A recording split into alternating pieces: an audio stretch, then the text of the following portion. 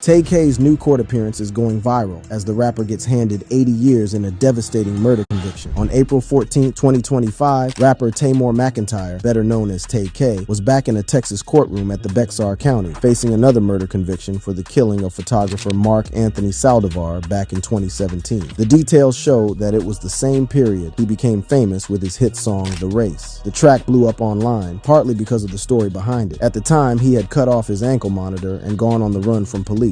He recorded the song while fleeing charges connected to a deadly home invasion. Since then, his legal situation has only gotten worse. In this new case, the jury found Tay-K guilty of murder. The charge was connected to an incident in a San Antonio Chick-fil-A parking lot, where prosecutors say he tried to rob Saldivar of his camera equipment during a meeting that was supposed to be for a music photo shoot. Witnesses said things escalated quickly, and Saldivar was shot and killed while still inside his car. Originally, Tay-K had been charged with capital murder. That would have meant life in prison without the chance for parole, but the jury decided on a lesser charge, murder, and he was sentenced to 80 years. He will have to serve at least 40 years before he can be considered for parole. This new sentence adds to the 55 years he is already serving for his role in a 2016 home invasion that left 21-year-old Ethan Walker dead in Mansfield, Texas. At the time of the San Antonio killing, Tay-K was on house arrest for the Mansfield case. He cut off his ankle monitor, disappeared, and during that time recorded The Race. The song not only went viral, but eventually ended up being used as part of the evidence against him. There's long been a divide when it comes to public opinion about Tay-K. Some see him as a young man who made terrible choices in a tough environment and got swallowed up by a justice system that doesn't always treat people fairly. They mention things he said in the past, like a letter he wrote in 2023, where he stated, "Not sure if y'all know, but I got sentenced as an adult to 55 years in prison for a crime where I wasn't even the shooter. I wasn't even alleged to have a gun. I was never even suspected to have pulled a trigger or hurt anyone." Others push back on that idea, pointing to the fact that 2 people are now dead, and their families have to live with the outcome. The killing of Saldivar has also been mentioned alongside other incidents involving entertainers who took the lives of innocents through robbery or just randomly. People online brought up similar situations like what happened to rappers C Murder and G Dep.